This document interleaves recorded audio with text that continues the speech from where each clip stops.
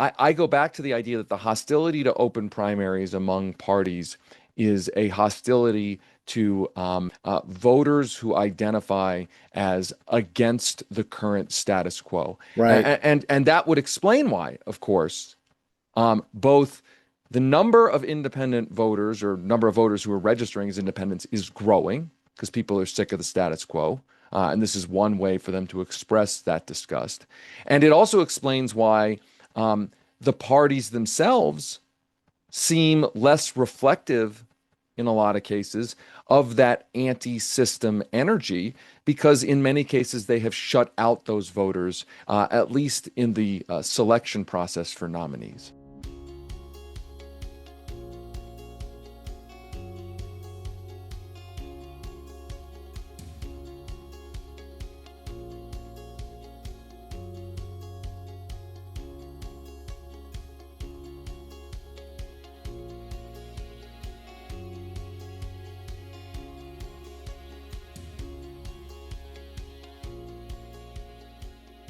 Welcome, everybody. Really excited to have this conversation with David Sirota.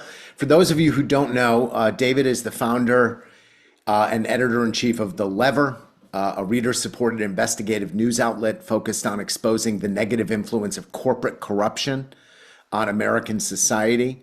He was a speechwriter and senior advisor for the Bernie Sanders 2020 presidential campaign, and he's received an Academy Award nomination for Best Original Screenplay for conceiving the story of Netflix's Don't Look Up, alongside co-writer and director Adam McKay. David is a serious thinker within progressive circles, and I've been drawn to his writing about what's going on within the Democratic Party. And I couldn't think of a better person to have a conversation with about what's going on in the Democratic Party, because I'm seeing things that make my head turn. You've been writing a lot about how corporate interests control the conversation now. You wrote this great piece, which I wanted to ask you about how the DNC is gaslighting people into how they vote in the presidential primaries and the primaries in general, to really get them to use the issue of electability as the criteria that people use, which seems like such a weird, like, mind trick. As opposed to vote for who you think would be best for the country, it's vote for who you think would be most likely to get elected, even if you don't like what they stand for. But thank you for coming. Look forward to the conversation. Thank you. Thanks for having me. Yeah. So I want to play a short clip of Bernie Sanders. I know you worked on his campaign. I remember vividly when he came into New York in 2016. I used to live in New York City, talking about the fact that there were millions of New Yorkers that couldn't vote in the presidential primary because they're independent. Russ, let's show this clip, and then I want to use it as a springboard to have a conversation. How do we revitalize the Democratic Party? How do we make it easy for people to participate politically rather than have one of the lowest voter turnouts of any major country on earth? Number one, I do believe that we have to replace the current Democratic National Committee leadership. We need a person at the leadership of the DNC who is vigorously supporting and outworking to bring people into the political process. Yeah, I know political parties need money, but it is more important that we have energy, that we have young people, that we have working class people who are going to participate in the political process and fight for their kids and for their parents. We need, at the Democratic National Convention, to approve a progressive platform, the most progressive platform ever passed by the Democratic Party, a platform which makes it crystal clear that the Democratic Party is in fact on the side of working people, is on the side of low-income people, is on the side of people who have no health insurance, and is prepared to stand up to the powerful corporate interest whose greed is doing so much harm to this country. We need real electoral reform within the Democratic Party. And that means, among many, many other things, open primaries. The idea that in the state of New York, the great state of New York, 3 million people could not participate in helping to select who the Democratic or Republican candidate for president would be because they had not registered, because they had registered as an independent, not as a Democrat or Republican, is incomprehensible. I look at this and I'm like, this is 10 years ago. And it feels to me that the Democratic Party it's more corporate controlled, it's more big money controlled, and they've totally backed off both the moderates, the conservatives, and the progressives of any kind of welcome to independent voters to participate. In fact, it's the Democrats who are leading the charge against open primaries in many states. What's your response to this? Like, what does this make you think of? Look, it's my view that open primaries open up the process to far more anti-system voters. I think there's been a misperception for a long time that independent voters are typically somehow in the middle of both parties or the perceived ideology of both parties. And actually, what the data tells us is that to register as an independent is typically people registering as a way they don't want to identify with either party because they believe, and I'm speaking in generalities here, but they believe that both parties are part of a problematic system. And so I guess where I see it is that the party hostility to open primaries is a hostility to anti-system voters. Mm-hmm. And that is a fundamental problem. I remember knocking doors from my wife's campaign. My wife is a Democratic state legislator here in Colorado, and you would knock the doors of self-described and self-registered independents because we do have open primaries here, Right. and you would encounter voters who weren't hostile necessarily to one particular party, but hostile to, again, the status quo, the system. The whole idea of the independent voter as a automatically quote unquote moderate voter is just flat out wrong. I mean, in some cases it's right, but as a general trend, it's wrong. So again, I go back to the idea that the hostility to open primaries among parties is a hostility to essentially anti-system voters, populism, whatever word you want to use for voters who identify as against the current status quo. Right. And that would explain why, of course, both the number of independent voters or number of voters who are registering as independents is growing because people are sick of the status quo. And this is one way for them to express that disgust. And it also explains why the parties themselves seem less reflective in a lot of cases of that anti-system energy because in many cases they have shut out those voters, at least in the selection process for nominees. Yeah.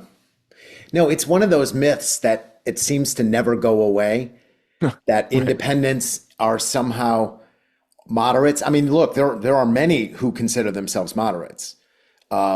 It's not to exclude them, but it's not only. I mean, independents are all over the place, and not just distinct from each other, but even within themselves. I mean, the number of independents who are like, I want a single payer healthcare system, and I'd like a fair tax system that taxes the wealthy, but don't take away my guns, or like they're all over the place politically.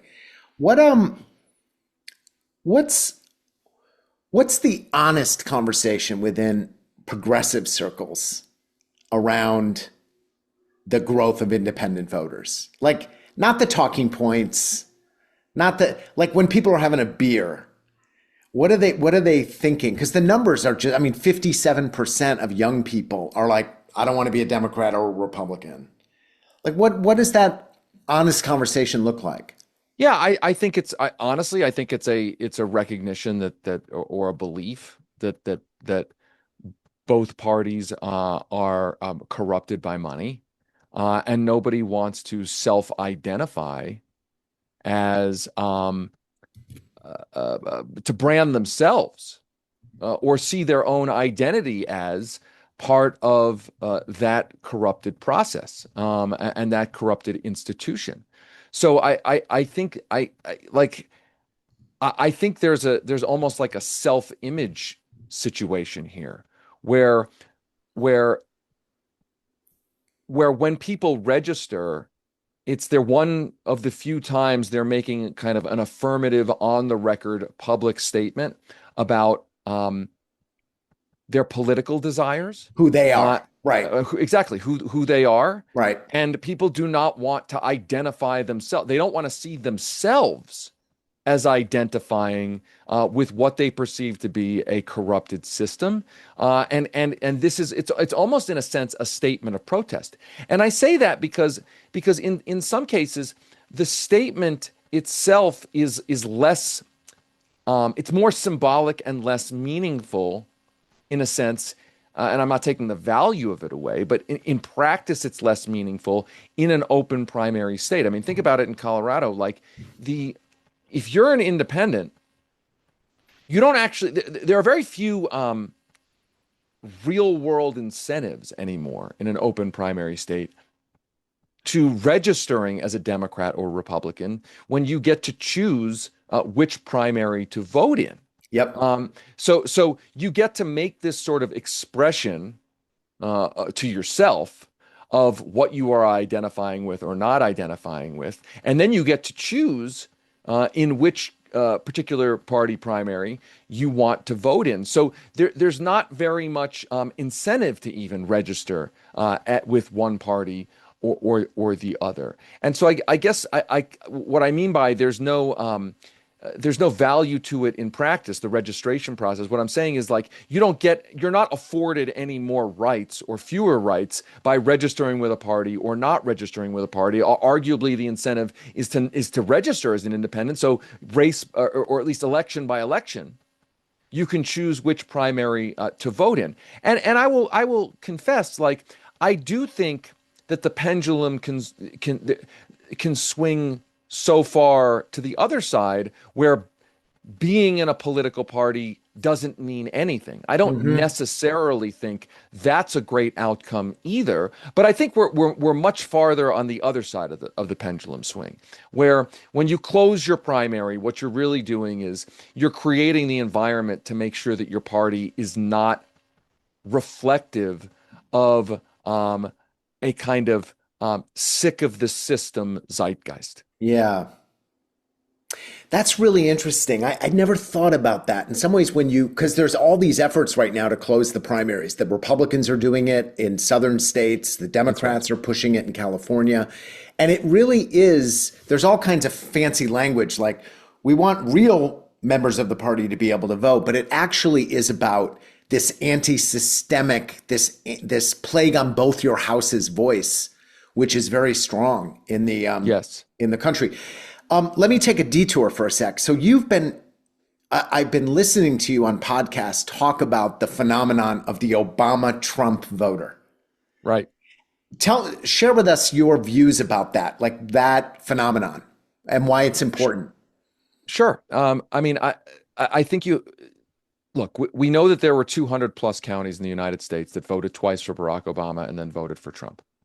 How to explain that has been, I think that discussion, if it's been had at all, has really not fully answered that question and not really wanted to wrestle with some uncomfortable questions inside of those questions. I mean, a lot of the way that 2016 has been explained is, it was just racism. It was just, there was which doesn't explain how 200 plus counties voted for Obama and then voted for Trump. I would say certainly racism plays a role. We know it plays a role in almost every election at some level. Was it the thing that swung 2016? I don't think you can say that definitively based on 200 plus counties voting for Obama and then voting for Trump. Right. You can say it was, the Democrats nominated a bad candidate, Hillary Clinton. But I mean, it is my view that what happened was that Obama raised expectations in a Yes. very real way in the middle of the financial crisis, hope and change, et cetera, and used that mandate largely to preserve the status quo. Not to say he didn't do anything good, but it preserved the systems. It literally bailed out the banks. It propped up the health insurance companies. I mean, it made the health insurance companies do a few more things than they had been doing before that, but it fortified the financial and political power of the health insurance companies. I mean, it really preserved the system. And I think after 8 years, the perception was hope and change had become more of the same. And the nominee, Hillary Clinton, was pretty easily able to be portrayed as an avatar of more of the same. I guess what I'm getting at is that it's my view that when you raise people's expectations and then don't really deliver at the scale of what you seem to be promising, there is going to be disillusionment. I think Franklin Roosevelt understood that when he ran for president and then ran for reelection, understanding that the only way to prevent at the time in the 30s, the rise of fascism and fascism taking power was to really deliver a robust New Deal. In other words, he understood the macroeconomic case for the New Deal, but also the political need for it. And I don't think the Democrats really understood that, really appreciated, or really were willing to operationalize delivering in a way that would have offended the people who bankroll that party. And so I think it was a great tragedy for the country, not just for the Democratic Party, because I think when you disillusion people at that level, when you effectively tear up the social contract, I'm a politician, I have promised you this, and then you don't deliver, it is very, very difficult to build back people's trust. And I think we may ultimately be at another opportunity to rebuild that trust. Because Donald Trump, I think there's going to be a backlash to Trump. But the point is if you don't deliver, it's not just a failure to deliver in the moment. You are potentially harming the ability of an entire generation of people to ever trust the political process again. And do you think Obama's failure to deliver was both on policy or also on a new way of doing politics, or both? And like, or do you see those not as important distinctions? Look. Frankly, I think Obama got lucky in 2012 that the Republicans chose a nominee who could be very easily depicted, rightly so, as a tool of the same forces that had created the financial Sure. crisis. And for those who remember the 2012 reelection campaign, I mean, a lot of that campaign was focused on pointing out Mitt Romney's ties to Wall Street. But I guess what I would say is I think the ultimately that not prosecuting bankers, instead bailing them out as they threw millions of people out of their homes. I mean, that is going to have a long-term effect because even if you weren't thrown out of your home, you see the economic devastation in your community. You might be 1, 2, 3 degrees of separation away from a friend, a family member who experienced that. And those effects are going to have ripple effects over many years. Now, I know the argument is, well, by 2016, nobody remembered the financial crisis. One, I don't believe that. Okay, I just flat out don't believe that. But even if you do believe that people didn't walk into the polls voting, thinking about the bank bailouts or the financial crisis explicitly, I do think these things have a kind of cumulative effect. Hey, we've went through really bad times. We were promised something really big, and nothing really very systemic seems to have changed, even though my hopes were raised for that change. And I just think like that level of disillusionment can collude not only to create votes for a fake populist like Donald Trump, who's an opportunist, who portrayed himself as the change agent, or at least the human bomb to blow up the whole system, but it can also suppress people from going out to the polls at all. Right? I'm Yep. not even going to go vote because I've been voting for change for a long time and I'm not getting change. So I think this all has a cumulative effect. And to bring it, all the way back to the question of open primaries and independence and the like, I do think that parties becoming better in touch with that feeling of disillusionment, that the real way to get them back to prioritizing, channeling that energy, is to allow some of those voters who are registering in a way to express that anger, to allow them into your political process, into your internal party process. I actually think that would be enormously healthy for the parties, both of which right now are immensely unpopular. I agree. But they don't see it that way. They see it as a threat. Yeah, I think they probably do. Yeah. And the thing is, you take a look back at the candidates who channeled or who tapped into independence. I mean, I think of like the two candidates I can think of who ran in primaries who really did particularly disproportionately well among independents. It was John McCain in 2000 And Bernie Sanders. and Bernie Sanders. Yeah. That's right. And people forget the 1999, 2000 John McCain race, but like John McCain benefited and did particularly well in states where the primary process was open. And he was running, if you remember, he was running as an anti-system candidate. I mean, he was Yeah. running against money in politics. No, and so was Barack Obama. In fact, my colleague Yes. Jackie Salet made a Yes. whole documentary about the fact that Correct. if all the primaries had been closed, Hillary beats Barack in 2008. And it was Yes. Axelrod and Seamus who put together this end run around the Yep. Clinton machine using open primaries. Yep. I always thought that the Obama Trump voter was, people want change in Washington. They're sick of it. They're sick of the Bush Clinton kind of back and forth, the mono party. Yep. And they elect the smartest guy, Barack Obama, that number one in his class, to go change it. He doesn't change it. In fact, he kind of goes along. So they're like, let's get his drunk uncle to go there. I've always thought that Trump was the drunk uncle. When the smart guy didn't succeed, let's send the crazy one to go get the job done. Not that I support that decision, but it's a metaphor. No, I mean, I agree. I mean, I think Trump, in a sense, almost ran, at least the first time, almost explicitly as kind of an independent. Yeah. I mean, he ran as, I'm independent of not just the two parties, but frankly, the two families. Yeah, the two families. Yeah. Who control. Yeah. This was his argument. The two families who control both parties, right? The Bushes and the Clintons. And Right. and I think that had great appeal. Totally. I mean, I think it was entirely deceptive and, Self-serving and opportunistic, et cetera. But I think like it's just a reminder of how appealing a kind of anti-system message can be. Yeah. All right. Give me an honest response to the following. So you've been writing a lot, not just you. I mean, this is kind of, it's the concentration of wealth in our society and our world has reached levels that are they're unprecedented. And you've been talking about this and others and Robert Reich and tax rates and how the billionaires actually pay much less taxes than the average working stiff. And it's created this very untenable situation. So here's something I hear a lot.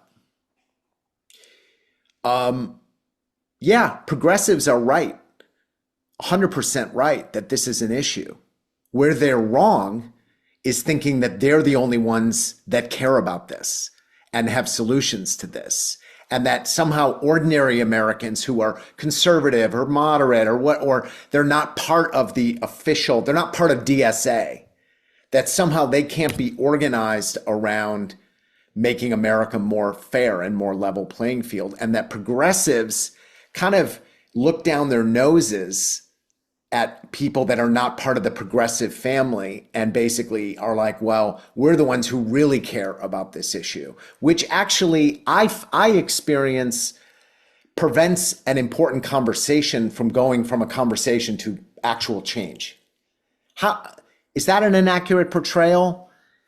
Does that resonate at all? I mean, what I would say is that I think concern about wealth concentration and the concentration of political power, I think is a nonpartisan concern. I think in polls you will see that Yeah. self-described Republicans, Democrats, Independents are extremely concerned about this. Hmm. Um, I I also think that we have spent at this point at least 40 years applying conservative ideological policy proposals to that problem. And by the way, through both parties, deregulation, um, corporate subsidies, essentially the entire program of neoliberalism, which is a specific program. It's not just a catch. It's not just sort of a catch-all term. It has a specific meaning.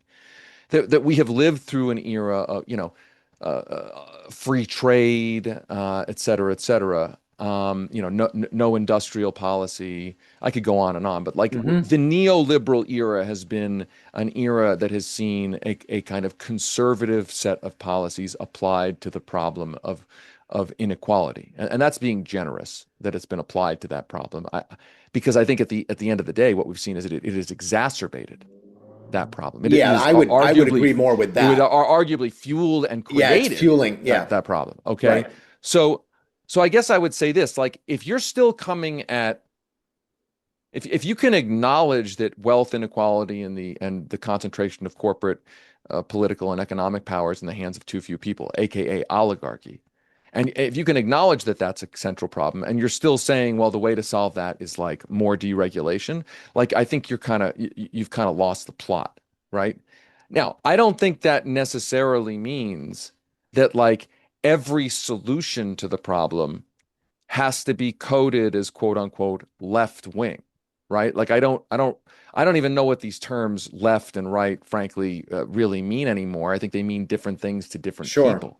Um, but what I see is the fact that we know a certain set of policies has in the past and could in the present and future reduce the suffering of people and at the same time reduce wealth inequality and the concentration of political and economic power. We know that. We've seen that happen in our own country. We've seen that happen in other countries. I mean, to pull an example, Medicare significantly reduced suffering among a certain large segment of the population, and it could be expanded to cover everybody like those systems in many cases do in other advanced industrialized democracies, right?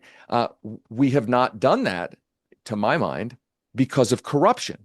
We have not done those policies because the powers that be who control the political power in this country have used money to essentially buy elections to make sure those policies don't happen. Yeah, I think in some ways I'm less talking about the arguments that are like we have to deregulate, we have to concentrate wealth more in order to deal with. I'm more, and maybe it's not gonna, maybe we can't open this up. It's just not a good environment. I think there is this snobbery among progressives that they've got all the solutions already figured out. I say this as a progressive. I'm not attacking from afar, but there is this kind of almost unwillingness to partner with people that are like, look, I don't know what's going to work. I just want there to be some solutions. That again, my experience of the DSA and other progressive forces is they keep it's those anti-systemic voters. They keep them at arm's length. And I'm like, why not build a partnership with them? Because this Yeah, I mean, issue of wealth I concentration. I see it both ways. I mean, I see it that I, I think we have to understand different roles to play. Um, I I think that you rarely ever see change in this country unless there are very organized, very loud, um, uh, if not doctrinaire, then very serious push the envelope movements that are making real maximalist demands. Mhm. Center of gravity needs to be there. I think it's the politician's role to try to find how far they feel they can go. And I don't mean Right. it's like them benevolently. I mean, what I'm saying is that I don't think you get real progress unless you have um, movements that are making demands, again, maximalist demands. Now, I totally get the idea that in the day to day, some of those demands can seem unreasonable. Some of those demands can seem my way or the highway. But I, I want that center of gravity to be there. I mean, I will tell you in my own role, um, I don't think it's my role as a journalist or as somebody who believes in a set of policies that I've been a supporter of for decades. I don't think it's my role to make excuses for politicians who are uh, at best compromising and really in reality selling out. It's not my Hmm. That's not my Hmm. role. My role is to say here's the power game that's being played. Here's what we know would fix these problems. And it's up to us to make as strong a demand as possible on people in the political arena to realize those demands. And those people in the Got political it. arena may not like it. Now, they may ultimately compromise, but I would argue that their compromises will end up being better if they perceive there's a political cost to selling out. Right. So, but I hear you. Yes, in the day to day, it can seem like annoying, right? It can seem unrealistic or unrelenting. But without that, you're going to get a lot of what we have now. Yeah, I hear that. One last question before we open it up. And again, if you have a question, just in the chat, type your name, your state, and a one sentence description of what you want to talk about, and then I'll call on you. What's So obviously we've just gone through this mid-decade gerrymandering. Trump kicked it off in Texas. Democrats, Gavin Newsom responded. It's been kind of tit for tat. Then the court ruling in Virginia. It looks like the Republicans, from a horse race point of view, have gained a couple seats or whatever. But I think this is one of those things that could be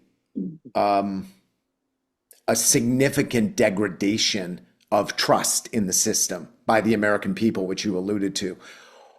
I'm not talking about the midterms. I'm talking about the next decade. What do you think the implications are of this kind of gerrymandering war, which is spilling out across the borders right now into other It's a great arenas? question. It's a great question. I mean, I think it will definitely make it harder for there to be um, like a downside, arguably, although it goes both ways. The downside will be in Congress, it'll be harder to find any kind of bipartisanship at all. Now, I'm not one of these people who holds up bipartisanship as a virtue unto itself. Bipartisanship is only good or bad, depending on what it's actually doing. Hmm. Bipartisanship in service of permanent war and bad economic policies is not a virtue. It's bad. Right. Um, but I think gerrymandering and creating mostly deep red districts and mostly deep blue districts, as opposed to allowing for some purple districts, is going to create a situation where it makes it even harder for parties to compromise at all on anything. Um, Again, because the members of Congress who are elected in gerrymandered districts have no incentive.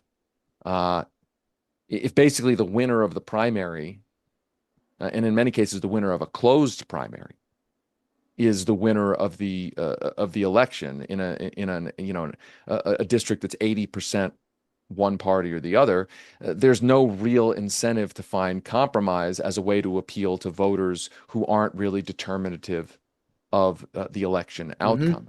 Uh, Hmm. so so that's a long way of saying that in a gerrymandered world, open primaries actually become more important.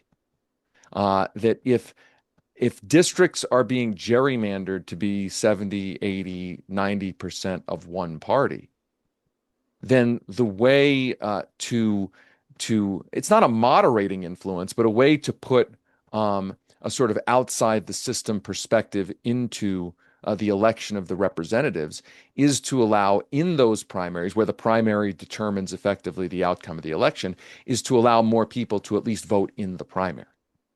I think that it's not a well understood connection there, but I do think Yeah, open primaries in the era of gerrymandering become that much more important. which is why we're seeing accelerated efforts to get rid of them.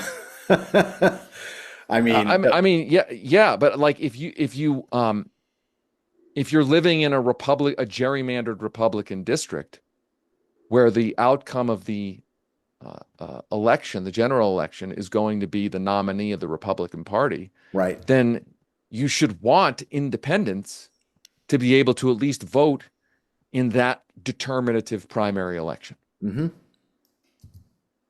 Yeah. All right. I want to open it up. I have a question from Jim Rezer talking about campaign finance reform. Go ahead, Jim. You just got to take yourself off mute, Jim.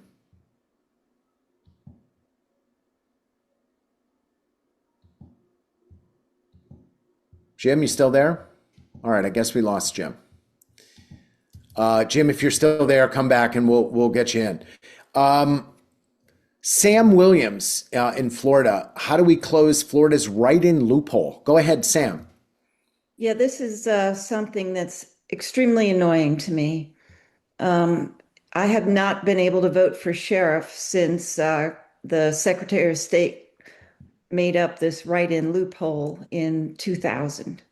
In the late 1990s, Florida voters brought a voter initiative to the ballot that asked for universal open primaries, and everybody's like, "Yay!" And then about 4 years later, the Secretary of State said, you know, if there are two people running for sheriff in the Republican Party and um, somebody wants to run on the Democratic ticket, then they don't have to qualify like all the other candidates. They can just declare being a writing candidate. And that, and then after the primary is done, that write-in candidate miraculously evaporates, goes away. He's got no money, no petitions, no work in the game. And now the election has been decided in my county, 24 to 25% of the electorate turn out for primaries, but only 24 to 25% of the electorate get to choose sheriff, and just the Republicans in that game. And both parties think they're winning this bet. And what I'm hearing about gerrymandering is very similar, but this is just a different kind of gerrymandering. Right, because in Florida, just to add to what you're saying, Sam, when there's one of these fake write-in candidates, it triggers the primary going back to closed. And Correct. so both parties run these fake write-ins so that they can keep the primary closed. Yeah, I had Well, never heard of this, and it really sounds like quite a little game they've created. it's a little bit worse than that, because they if it were just two Republicans running for sheriff and nobody ran as a Democrat, then that race wouldn't go to the primary. It would just go to the general. Hmm. So we're all cut out in November. Democrats, Republicans, well, not Republicans, Democrats and independents alike. So it's like gerrymandering without changing the map. Yeah, I mean that sounds like a really significant and Orwellian problem. Since And 2000. yeah, I appreciate you flagging it for me for sure. Thank you. Orwellian. I just read George Orwell's Ode to Catalonia or Homage to Catalonia, which was like blew my mind because I'm Yeah, like, are we talking about America? Or are we talking about Spain in 1938? It's kind of unbelievable. I want to go to Marion Rich in New York City, who has a question about the DSA. Go ahead, Marion. Hello. You got- hi. I just wanted to say I'm a big fan of yours, David. I have your Thank you. I book. appreciate it. Oh, great. I Yeah, appreciate that. Thank you. I was kind of thrilled about this. I attended the New York City Charter Commission hearings that we had in New York City. the first one and the final one. And open primaries was a major issue that the commission was addressing. And of course, at the final hearing, the Democratic Party brought out the big guns, the unions, Brad Lander, the hitman, and the DSA guys who I remember from AOC's campaign in Queens when she first ran, and they testified against open primaries. I mean, I have a bad back. I was standing in the back, and I was like pulling my hair out. And even one of the commissioners questioned that, like, help me understand. She was a former Democratic Party elected. Help me understand this. So, David, I would love to help us understand that. And their reasoning was because they won in the Democratic primary. And that's Trump's game. Who gives a shit? If you win, that's what matters. I Well, I found mean, it I think outrageous. I think that's Sorry. that's an important way to understand it, right? I mean, the people who are being asked to change the system are the masters of the current system. And so they're naturally afraid to, not just afraid, they have a personal stake in preserving the system that they mastered. And I think, by the way, I think this extends to campaign finance reform as well. The people who you're asking to change the campaign finance system are the masters of the current system, and they fear that if the system changes, they won't be able to be the masters anymore. And so frankly, I think there's a strong argument that the best way or the most successful way to change these systems is through direct democracy and the ballot. If you're trying to go through a legislature or even just the party apparatus itself, the party apparatus itself or the legislature is, the sort of extension of the party into the state legislatures. Again, those are people who are disproportionately feel that they are masters of the current system. So a ballot measures, and look, different states have different ballot access difficulties with direct democracy and the like. But this is why ballot measures were created in the first place. It's that if the political class is too hostile to even negotiating with or wrestling with a question, there is a ballot initiative process that exists to at least put it to the whole public. Thank you, David. I Thank appreciate you. that. I appreciate the question. Yeah, and thanks for all your good Thank you. I journalism. appreciate it. Thank you. It's rare these days. Thank you. While we're waiting for some more questions, let me throw something in. There's been a lot of center-left candidates running. That's not quite accurate, but they're not Trump Republicans, but they're running for U.S. Senate, for governor out west as independents. And they're saying, look, the Democratic brand in Utah and Montana and South Dakota, it's just dead on arrival. I'd rather take my chances as an independent. Is that causing any concern within Democratic Party circles? I know in some places they're embracing it and saying this is our way back in. But what are you hearing? Yeah, I mean, I've seen some concern that supporting this tactic is effectively further undermining the viability of the Democratic Party in places where the Democratic Party has in the past been able to win. I mean, I know in Montana, as an example, where I used to live, this question of whether to run an independent Senate candidate or whether to have a candidate run as a Democrat. I mean, I can see both arguments. I can see the argument that the National Democratic Party has so tarnished its brand in so many different ways that if you want a non-MAGA Republican as a senator, you have to essentially run outside of that brand, not just against the brand. And I think a lot of Democrats right now in races across the country are identifying as Democrats, running in the primary, running explicitly against their party's leadership. That's one tactic. But out in a place like Montana, there's this idea that you got to run literally outside the party. And I can see that argument. I can also see the argument of people who say, listen, in a place like Montana, the Democratic Party, it wasn't that long ago that the Democratic Party was viable, right? I mean, I worked for a guy who became governor of Montana as a Democrat. There was, if I'm not mistaken, there was 16 straight years of Democratic governors in Montana. Brian Schweitzer, Steve Bullock. There was a Democratic U.S. senator in Montana. So I see the argument that, hey, wait a minute, why are we giving up on the party label when it wasn't that long ago that we were a viable party here? So I can see both arguments. Look,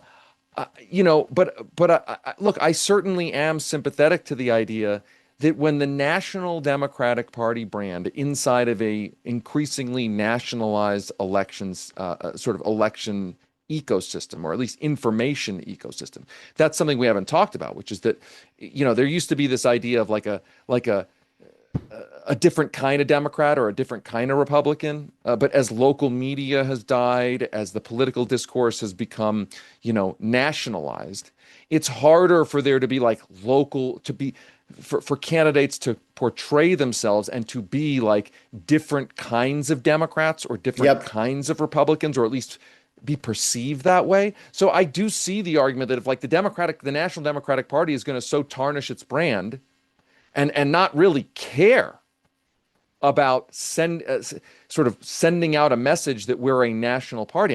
I mean, just as an example, right? Like the Democratic Party has chosen to make its national leadership two lawmakers from New York City. Okay, I mean, I like New York City, right? I'm not a New York City hater, right? Yeah. And before that, it was a San Franciscan and a New York City, Nancy Pelosi and Chuck Schumer. Again, I'm not a hater of San Francisco, but like if you're trying to be a national party, those are the kinds of decisions you don't make. Right. And like so I do feel for people in places that are trying to run competitively in purple and red states and red districts, saying, what am I supposed to do? I don't want to run as a MAGA Republican. I'm not a Republican, but my national party is like creating these problems for me. So I get it. I want to go to Robert Close in Oregon, who has a question about Democrats losing to MAGA. It's an interesting question. Go ahead, Robert.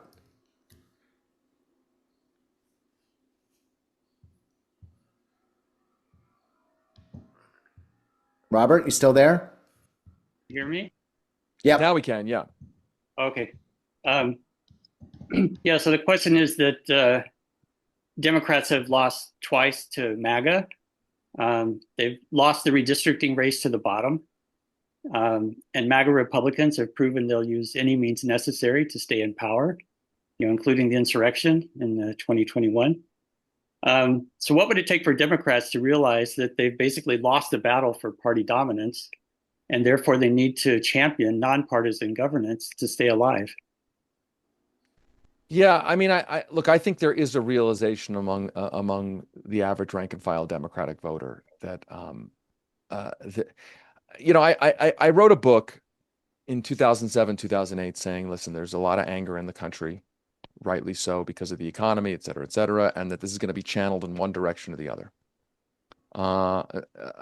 And I was hopeful that it wouldn't be channeled in a right-wing authoritarian direction. And what ended up happening is that a lot of the center-left anger was channeled into the Democratic Party, into Barack Obama's political apparatus, and a lot of the center-right anger was channeled into the Tea Party, which became MAGA, which became the Trump presidency. And I think what I didn't fully appreciate back then when I wrote that book called The Uprising, although I was certainly realistic about it, but I think the problem was that when you looked at polls back then, there was still a lot of trust among Democratic and independent voters in the Democratic Party machine itself, in Democratic Party leaders themselves. And I think it was a huge missed opportunity. And I think that the difference today is that when you look at the same polls, the key number that I look at, the thing that brings me a lot of hope and optimism, is that there is the same level of discontent, second term of a Republican president, dysfunctional presidency. I mean, that was the way it was in 2007, 2008, Bush presidency and the like, economic crisis, et cetera, is that the average rank and file Democratic voter, liberal, independent, et cetera, has very little confidence in the Democratic Party leadership, very little trust in the Democratic Party leadership. And I think that opens up the space, finally, for the angst to go in a constructive decision as opposed to in a kind of worshipful direction where we're just going to prop back up this party. I think you see many candidates now running saying, I am here not only to change the policies of the country, but to change this party. And so I do think there is a realization at the rank and file level, which is being expressed in these primaries and in these elections, that the party itself needs to change. And I think if those candidates end up winning, we will start to see some of that change. Who are? Oh, go ahead, Robert. 75% of voters say that partisanship is a serious problem in this country, political polarization. Wouldn't that be an obvious platform to take to try to attract more voters? To say you're going to end all this party dominance in government? Yeah, I mean, I take those polls with a grain of salt, frankly. I think people use the term partisanship and polarization in ways that I just think it's a placeholder for something else. Like, I do not think the public likes bipartisan hand-holding to get us into the Iran war or the Iraq war. Like, I do not think that what bothers people is necessarily the partisanship. I think it's the outcomes. I certainly think a lot of people don't like the fighting, the perception that they're always, yelling at each other and there's fighting. But I think I am a believer, and I could be wrong, but I'm a believer that what the public really doesn't like are outcomes that are clearly not serving anyone. And I think that that we lived through an era of bipartisanship after 9/11 with go to the Afghanistan war, the Iraq war, the war on terror, the Patriot Act. And I don't think most people came out of that thinking that was great. I think, do I think people have a revulsion to Donald Trump personally, like his sort of constant spectacle and pugilism is actually too nice a word. It's like this combativeness for combat's sake. Like, I think people are kind of repulsed by that. But I go back to it's really about results. Like, what people really don't like is nobody can afford anything while we're on the verge of having minting the country's first trillionaire. Like, I think people don't like that, and they're able to connect in their mind the corruption of the political process, the dysfunction of the political process with those outcomes. Thank you, Robert. All right. Thanks for the question.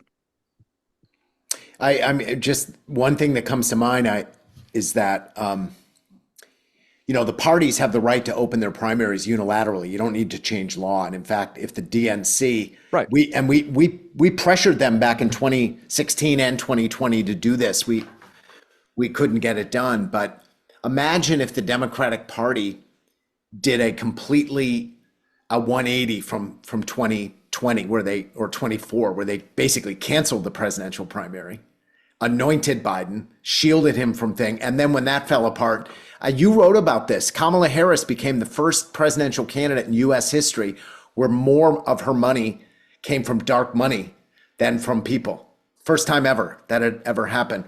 Imagine if the Democratic Party had a 50-state open presidential primary with 8 to Right. I 12 mean, candidates. we just experienced 2024 was the ultimate closed primary. Yeah. It was closed. It was closed to everybody. It was close to Democrats. It was just closed. Yeah. Last question, David.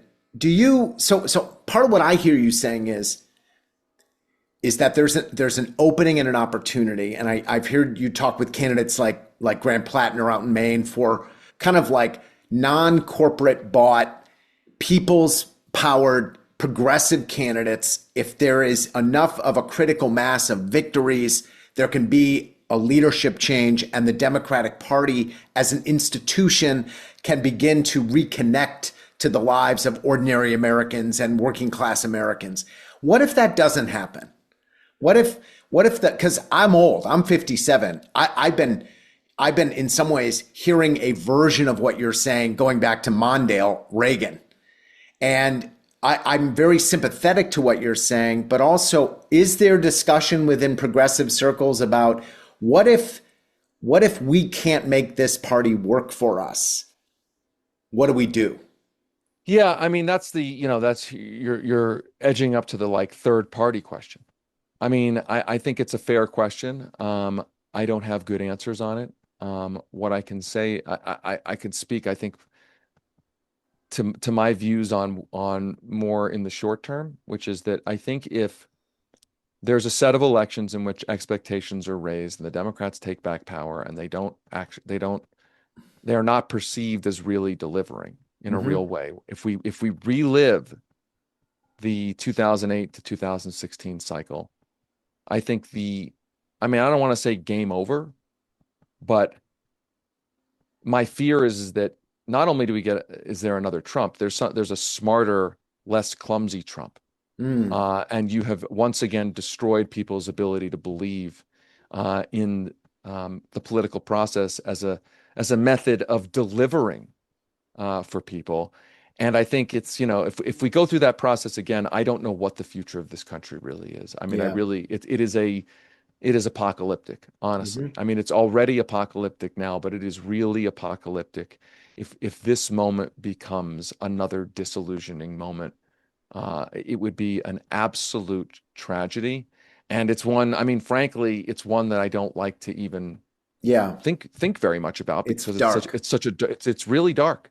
It's real dark. Well, but I will say on the third party question, just I don't want to sound like I'm dancing around it. Look, I think that I've always said, I think the people working inside the party to change the party are doing really important work. I think there are people who are trying to find hybrids with third party and the Democrat, the Working Families Party, fusion voting, et cetera, et cetera. I think that's good work. I think some work of third parties, independent candidates and the like, that can be good work. This is all work about democracy. And I just reject the idea that we have to always decide that it's either or. Right. A single strategy. Right. Yeah. Or that, like, if you're trying to work on a third party, you're at odds, like you're a horrible person and you're doing terrible damage to those of us who are working to change the Democratic Party. Or alternately, you hear a lot, those who are working inside the Democratic Party to change the Democratic Party are naive and stupid, and we're so smart that only we, the enlightened ones who have figured it out, and you rubes working in the party, you're so stupid for working in the party. You haven't taken you don't realize you're inside of a matrix. I think that's counterproductive too, right? It's possible that everyone doing all of these forms of work are working on the same larger project, and that the more work of that, the better. The project being American. Democracy, America, and democracy, and making the government responsive to what the public actually wants. Yeah. Well, that's a great place to end. I really, David, thank you for taking the time to have this conversation. Of course. Thank you so much for inviting me. Yeah. And everyone, check out give us a pitch. How can people follow you, read you, listen to you? Where should they go? Go subscribe to The Lever right now. We have a free email newsletter, levernews.com. Go subscribe to our podcast. Type into your podcast app. Lever Time. You can find us on YouTube, youtube.com/Lever News. And I would encourage people to listen to our, we have a sort of annual special season podcast where we go really deep on one issue. Last season was legalized corruption, the 50-year plot to legalize corruption. This season is about the effort to turn the presidency into a king. It is called Master Plan. So go to masterplanpodcast.com. I narrate it. It is a lot of work, and I think people will like it. So thank you very much for everybody tuning in, and thank you so much for having me. Yeah, thank you. Take care, everybody. So long. Appreciate it. Thank you. Bye.